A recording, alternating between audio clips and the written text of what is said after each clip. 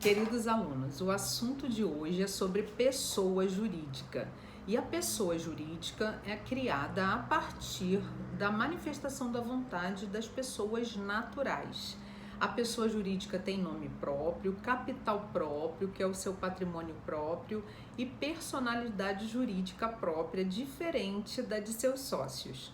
Assim, se eu, Jéssica e Gabriele, por exemplo, manifestarmos vontade de criarmos uma pessoa jurídica, essa pessoa jurídica vai ter nome próprio, AJG, vai ter capital próprio, que é o patrimônio da empresa, e vai ter personalidade jurídica própria, que é o CNPJ, que é o Cadastro Nacional de Pessoa Jurídica, e que a personalidade jurídica da pessoa jurídica se inicia a partir do registro competente dos atos constitutivos, ou seja, do contrato social, na junta comercial, conforme prevê o artigo 45 do Código Civil.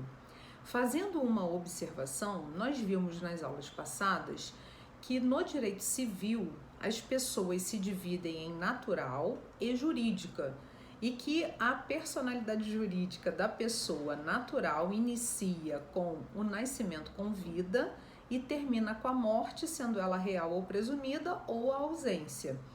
E a pessoa jurídica inicia sua personalidade jurídica com o registro competente dos atos constitutivos na junta comercial, que aqui no Rio de Janeiro é a JuSerja, que é a Junta Comercial do Estado do Rio de Janeiro, e a personalidade jurídica da pessoa jurídica, ela termina com a sua dissolução, ou por determinação judicial, ou por fusão ou incorporação, que todos vocês verão isso de forma pormenorizada na disciplina de Direito Empresarial.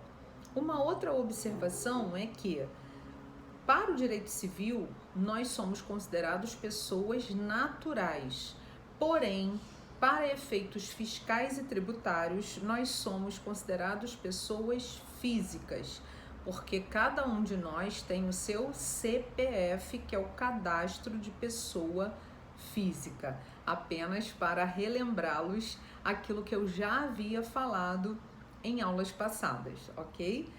E aí, falando mais sobre a pessoa jurídica, existe a possibilidade da pessoa jurídica sofrer dano moral, conforme está previsto no artigo 52 do Código Civil e também na súmula 227 do STJ, que é o Superior Tribunal de Justiça, prevendo a possibilidade de haver dano moral contra uma pessoa jurídica. Não sei se vocês conhecem aquele site Reclame Aqui, que foi um site que foi criado pelo Maurício Vargas, e o Maurício Vargas, ele tem uma excelente entrevista no YouTube, eu até sugiro, né, que vocês assistam, porque ele fala a respeito da criação desse site Reclame Aqui, que é justamente para fazer uma reclamação, né, ele denomina Muro das Lamentações contra a TAM, que hoje é a Latam, que é uma empresa aérea, e que o Reclame Aqui ele se tornou uma referência nacional no direito do consumidor, que é um site, né, de alta relevância social. E ele vai relatar como é que isso foi criado e que hoje tem uma proporção muito grande na ótica do direito do consumidor, que a gente chama também de consumerista. E lá no site Reclame Aqui teve um consumidor que excedeu os limites da boa-fé, provocando assim um abuso de direito e um dano moral contra uma pessoa jurídica. E aí o que aconteceu? A própria justiça deferiu o pedido da pessoa jurídica contra esse consumidor, fazendo com que ele tivesse que pagar o dano moral a essa pessoa jurídica, porque ele excedeu os limites da boa-fé no momento em que ele foi reclamar. Então nós precisamos ter cuidado em relação a isso, porque aquele que se vale de um direito que tem para violar direito de outrem, ele vai incorrer num ato ilícito civil.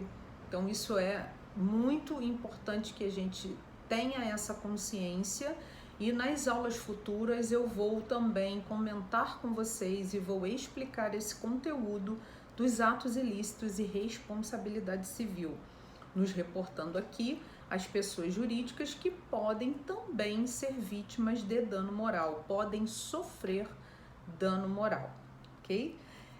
Prosseguindo, as pessoas jurídicas aqui no Brasil, elas são divididas em pessoas jurídicas de direito público e de direito privado. As pessoas jurídicas de direito público se dividem em direito público externo e direito público interno. As pessoas jurídicas de direito público externo, elas são firmadas assim através de tratados internacionais, estão relacionadas ao direito internacional. Então, o Brasil, ele é signatário. Quando a gente fala que o Brasil é signatário, significa que o Brasil assinou tratado com algumas pessoas jurídicas de direito público externo e internacional, como, por exemplo, a FIFA, em que aqui no Brasil, quando houve a Copa do Mundo, o Brasil teve que se submeter às exigências da FIFA. Por isso que o Brasil teve que construir vários estádios padrões FIFA. Por quê? Porque era uma exigência para que o Brasil concorresse ao país que fosse sediar a Copa. Outra pessoa jurídica de direito público externo e internacional, que o Brasil também é signatário, é a ONU, que é a Organização das Nações Unidas. A ONU foi criada em 1946, pós-Segunda Guerra Mundial, e em 1948 surgiu a Declaração Universal dos Direitos do Homem, que é muito utilizada, né? Inclusive, ela serviu de inspiração para o artigo 5º da Constituição da República Federativa do Brasil de 1988. Então, se nós compararmos a Declaração Universal dos Direitos do Homem com o artigo 5º da Constituição, ele é uma cópia aperfeiçoada ali fazendo valer os direitos humanos. E também no artigo 5º, inciso 78, parágrafo 4º da Constituição, está previsto que o Brasil se submete à jurisdição do Tribunal Penal Internacional, que é um tribunal criado pela ONU para julgar crimes contra a humanidade e crimes de guerra. Então, o Brasil tem a Corte Suprema, que é o STF, que é o Supremo Tribunal Federal, porém se submete à jurisdição do Tribunal Penal Internacional, porque é signatário da ONU também. Então, se houver crime de guerra e crime contra a humanidade aqui no Brasil, o STF não é a instância máxima, a jurisdição máxima, que jurisdição é o poder de dizer o direito nestes casos. Esses casos serão reportados ao Tribunal Penal Internacional. Assim como também existe a Corte Internacional de Justiça, que fica lá na cidade de Haia, na Holanda, que também está vinculada à ONU. E também falando um pouco sobre esse tratado que o Brasil tem com a ONU, existe também uma determinação da ONU que foi firmada em 2019 a respeito da proibição do casamento infantil. Então, como o Brasil também é signatário nesse sentido, em todos os sentidos de direitos humanos, o artigo 1520 do Código Civil prevê que não há mais possibilidade de haver casamento do menor de 16 anos. Por quê? Porque a ONU proibiu o casamento infantil e aqui no Brasil surgiu a Lei 13.811 de 2019, que alterou o artigo 1520 do Código Civil, proibindo quaisquer hipóteses de casamento do menor de 16 anos. Então, houve essa proibição porque até março de 2019 podia casar menor de 16 anos em caso de gravidez ou para evitar imposição ou cumprimento de pena criminal. Porém, isso foi alterado desde março e fica a dica para vocês também fazerem essa observação no caderno de vocês, tá?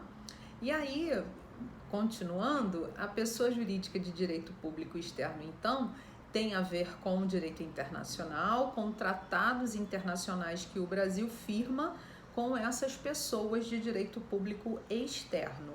E as pessoas jurídicas de direito público interno, elas são divididas em administração pública direta e administração pública indireta. A administração pública direta está representada pela União, pelos estados, pelo Distrito Federal e pelos municípios, que é como o governo, né, ele vai administrar o país, cada um dentro da sua esfera federal, estadual ou municipal. Lembrando que Brasília, que é a capital do Brasil, é Distrito Federal e não tem municípios, ok? E a administração pública indireta, ela é representada pelas autarquias. As autarquias federais, por exemplo, né, nós temos o exemplo do INSS, que é o Instituto Nacional de Seguridade Social, que é um exemplo de autarquia federal que vai regulamentar as questões de previdência, de auxílio-doença, de aposentadoria por invalidez, que na verdade é o governo delegando poderes a esta autarquia para regulamentar esse assunto específico. E para que uma pessoa seja beneficiada por qualquer auxílio seguro ou qualquer tipo de seguridade que tenha a ver com o INSS, deve ser contribuinte, porque o seguro social é como se fosse um seguro qualquer, de automóvel, de residência. Então a pessoa só tem essa cobertura de seguro se ela for contribuinte daquela seguridade. E um exemplo de autarquia estadual é o Detran. E o Detran, ele vai regulamentar todas as questões relacionadas aos automóveis, né, documentação. Então, é uma autarquia estadual que existe em cada estado para regularizar todas essas questões de documentação de veículos automotores. E também nós temos as pessoas jurídicas de direito privado, que estão previstas no artigo 40 do Código Civil, que são as associações, as fundações, as sociedades civis e empresariais, a empresa individual de responsabilidade limitada, as organizações religiosas e os partidos políticos. O que são associações? Associações são uma união de pessoas com uma determinada finalidade social. Tá? Então, como exemplo, nós temos a Associação de Moradores, a Associação dos Magistrados, a Associação do Pessoal da Caixa Econômica Federal, que tem como fim uma finalidade social, né, que é o lazer, a cultura, a educação, qualquer tipo de finalidade social. Já as fundações é um conjunto de bens também destinado para um fim social. Por exemplo, nós temos a Fundação Bradesco, que destina o patrimônio, o prédio, né, um edifício para funcionar ali, a Fundação Bradesco, que tem como finalidade a educação. A Fundação Xuxa Meneghel, que é um patrimônio da Xuxa, que ela destina para crianças abandonadas. E assim nós temos um exemplo tanto de associações como de fundações. Um exemplo de sociedade civil é uma sociedade que vai haver uma prestação de serviço específica. E uma sociedade empresarial é como se fosse uma clínica médica. Enquanto a sociedade civil ela pode ser exemplificada como um consultório de oftalmologia, por exemplo, a sociedade empresarial seria uma clínica médica com várias especialidades médicas ali, fazendo com que haja uma sociedade empresarial. Temos também as organizações religiosas e os partidos políticos, que vocês vão estudar isso também em direito empresarial e em direito tributário, porque existem algumas isenções tributárias e imunidades tributárias para esses tipos de pessoas jurídicas que são de direito privado. A OAB, que é a Ordem dos Advogados do Brasil, os advogados estão atrelados a ela, tá? Então, não é uma autarquia específica, sui generis, que tem uma peculiaridade, porque nós advogados precisamos fazer o exame da OAB para sermos aprovados e assim estarmos regulamentados pela OAB, que é a Ordem dos Advogados do Brasil, ok? Também falando sobre o condomínio edilício, o que é o condomínio edilício? O condomínio edilício é o condomínio de casas e apartamentos e que é uma sociedade, na verdade é uma pessoa jurídica anômala, porque ele tem CNPJ sem ser uma pessoa jurídica em regra. Por que tem que ter CNPJ? Por causa das prestações de serviço. Porque tem condomínios que tem serviço de limpeza, que tem serviço de portaria, de segurança, de piscina, de academia. Então, esse tipo de serviço vai ser remunerado e o condomínio precisa prestar contas em relação a isso e também declarar imposto de renda. Então, o condomínio edilício possui um CNPJ sem ser, em regra, uma pessoa jurídica e por isso é considerado uma pessoa jurídica anômala, ok? E também em relação à dissolução da sociedade empresarial, como a gente falou, né, no fim da personalidade jurídica da pessoa jurídica, pode acontecer que uma pessoa jurídica possa ter sido ré numa ação judicial e aí o juiz pode ter prolatado uma sentença contra essa pessoa jurídica e existe a possibilidade dessa pessoa jurídica ter dificuldades financeiras e pleitear uma recuperação judicial. O que é uma recuperação judicial? É a possibilidade de rever todas as dívidas, de parcelar as dívidas para dizer assim para o juiz: olha, nós somos uma pessoa jurídica, nós estamos com muitas dívidas, mas nós queremos nos reerguer.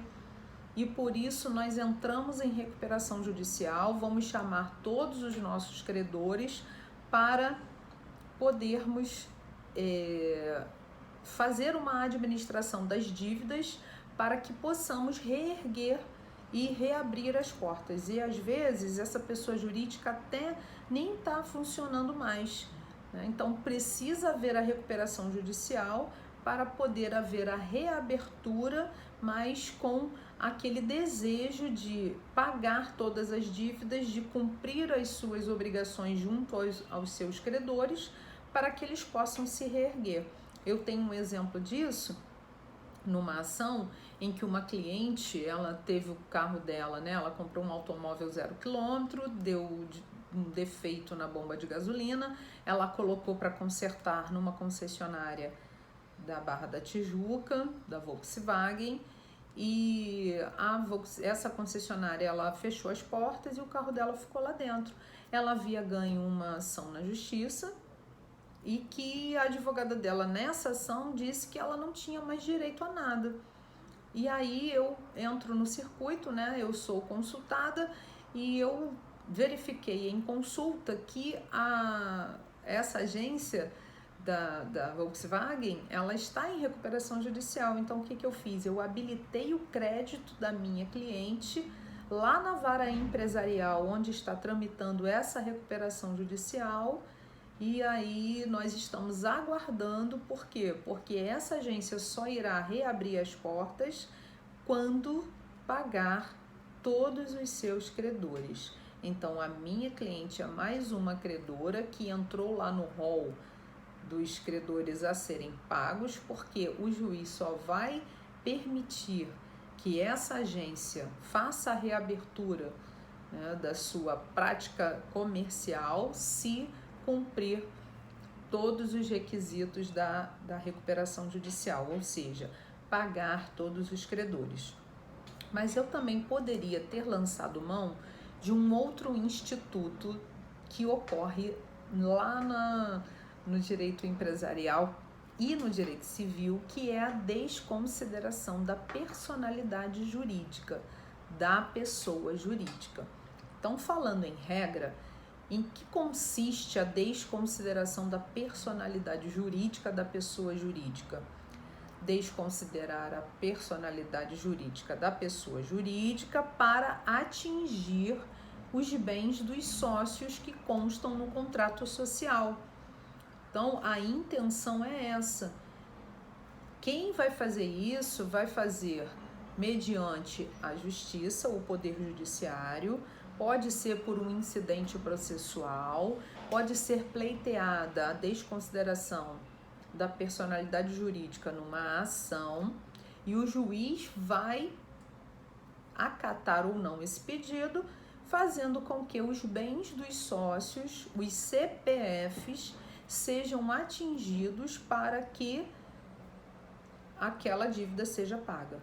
Tá? Mas dentro desse assunto de desconsideração da personalidade jurídica, nós temos a teoria maior, que está prevista no artigo 50 do Código Civil, e a teoria menor, que está prevista no artigo 28, parágrafo 5º do Código de Defesa do Consumidor, que é o CDC. Tá? Então, na teoria maior, que é a do direito civil, só pode haver a desconsideração da personalidade jurídica se houver desvio de finalidade ou confusão patrimonial. Então, tem que provar que aquela empresa praticou um desvio de finalidade ou confusão patrimonial que misturou o patrimônio da pessoa física com a pessoa jurídica. E o desvio de finalidade, por exemplo, uma empresa que tem por finalidade uma prestação de serviço específico, por exemplo, uma empreiteira, ela presta serviços de empreitada, então a finalidade dela é a empreitada, o contrato de empreitada. Então, se ela está usando do CNPJ dela para vender automóveis, ela está desviando finalidade. Então, aí é uma prova de que houve um desvio de finalidade para que a personalidade jurídica seja desconsiderada pelo juiz. E eu gostaria de explicar a vocês que uma relação de direito civil é uma relação obrigacional, que nós vamos ver isso em Direito Civil 2. Enquanto uma relação consumerista é uma relação de direito do consumidor. Vamos explicar melhor isso. Então, a teoria maior, ela só pode ser aplicada nas relações de direito civil, de direito obrigacional. Por exemplo, se eu vender o meu carro para alguém, essa relação ela não é uma relação consumerista, porque eu não tenho habitualidade, eu não sou fornecedora. Para haver uma relação de direito do consumidor, nós temos que ter a figura do fornecedor e do consumidor, que vocês vão estudar isso em direito do consumidor, que estão previstos lá no artigo 2º e 3º do CDC. Então, eu vendendo meu carro particular para alguém, eu não estou envolvida numa relação de direito consumerista, de direito do consumidor. Por quê? Porque eu não pratico essa atividade comercial, eu não tenho habitualidade em vender automóveis, diferente daquela agência de automóveis que tem por hábito, que tem por atividade comercial vender carros. Então, neste caso, eu tenho apenas uma relação obrigacional. Então, a pessoa não vai poder se valer do Código de Defesa do Consumidor para me cobrar algum direito, né, algum dever que eu tenha descumprido na venda daquele automóvel. Tá? Então, que fique claro que uma ação de direito civil, ela é uma relação obrigacional que é diferente de uma relação consumerista. Então, a teoria maior, ela está prevista no artigo 50.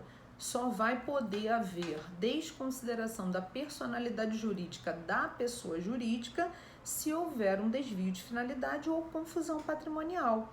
Já na teoria menor, que é a que está prevista no artigo 28, parágrafo 5º do CDC, ela só vai ser utilizada, ela pode ser utilizada quando houver uma relação consumerista e um dano ao consumidor. Então, basta ter havido dano, não precisa ter havido desvio de finalidade nem confusão patrimonial. Basta o dano para caracterizar e pleitear a desconsideração.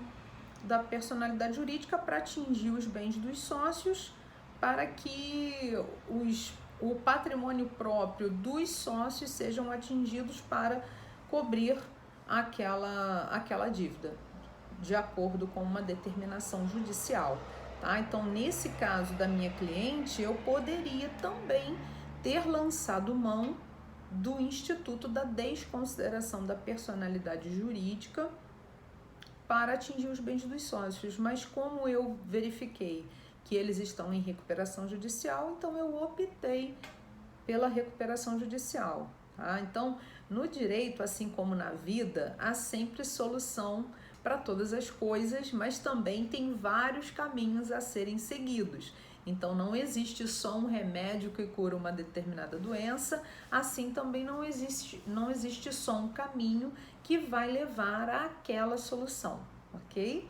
E nós vamos corrigir os exercícios da aula 5 e que o caso concreto da aula 5 diz assim: o grupo Construções e Incorporações X S.A., Sociedade Anônima, contraiu dívida de grande valor com o engenheiro Eduardo Paranhos, mas não efetuou o pagamento estipulado no contrato, sem que tal conduta configurasse qualquer tipo de fraude. Então, não houve desvio de finalidade nem houve fraude.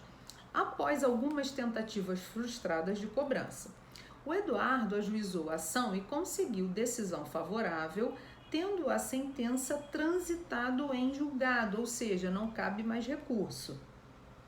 No momento de indicar o bem que viria a ser penhorado para efetuar o pagamento, o grupo Construções e Incorporações indicou o imóvel de sua propriedade, mas o mesmo não foi aceito por Eduardo, que solicitou ao juiz a desconsideração da personalidade jurídica do grupo Construções e Incorporações S.A. para que os bens dos sócios respondessem pela dívida. Letra A. O que é desconsideração da personalidade jurídica e em que hipóteses ela pode ser utilizada? Então, aqui vocês vão falar que a desconsideração da personalidade jurídica, ela tem o propósito, a finalidade de atingir os bens dos sócios para que aquele credor seja reparado no seu prejuízo. E aqui nós vamos falar da teoria maior do artigo 50 e da teoria menor do artigo 28, parágrafo 5º do CDC. Ok? Então, vocês vão discorrer sobre a desconsideração da personalidade jurídica, abordando tanto a teoria maior quanto a teoria menor que eu acabei de explicar. E a letra B diz assim: é cabível, neste caso, a desconsideração pleiteada por Eduardo? A resposta é não. Por quê? Porque não cabe a desconsideração aqui, porque, primeiro, se fosse a teoria maior, não caberia porque não houve desvio de finalidade nem confusão patrimonial. E na teoria menor também não, por quê? Porque não existe uma relação consumerista. O Eduardo prestou serviço para a construtora e a construtora não pagou, ele ganhou uma ação na justiça, mas a construtora ofereceu um bem imóvel para pagar a dívida, ou seja, eles não quiseram se eximir ou se isentar de responsabilidade. Eles falaram assim: olha, dinheiro a gente não tem, mas a gente tem um imóvel, você aceita? Ele não aceitou, mas então por isso ele não pode pedir a desconsideração da personalidade jurídica. Primeiro, que ele não poderia fazer uso da teoria menor, e segundo, que pela teoria maior ele teria que provar desvio de finalidade ou confusão patrimonial, o que não ocorreu no caso em tela, ok? E a questão objetiva diz assim: considerando as disposições atinentes às pessoas jurídicas, assinale a opção incorreta. Então, são 4 corretas e uma incorreta.